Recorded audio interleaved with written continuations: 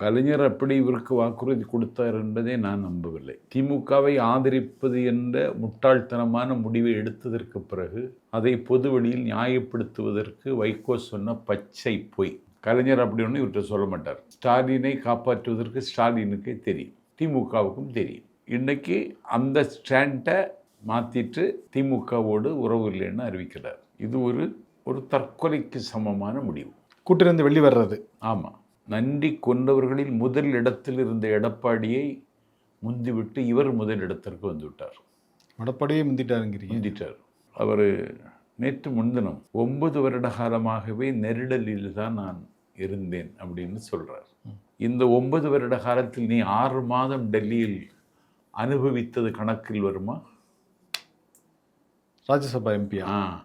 அந்த 9 வருட காலத்தில் உன்னுடைய ஆகாத பயல் துரை வைகோ திருச்சியில் வெற்றி பெற்றது கணக்கில் வருமா? இந்த 9 வருட காலத்தில் 4 இடங்கள் பெற்று 2 இடங்களில் வென்று 4 இடங்களில் உள்ளதற்கு 80 கோடி ரூபாய் வாங்கியது கணக்கில் வருமா?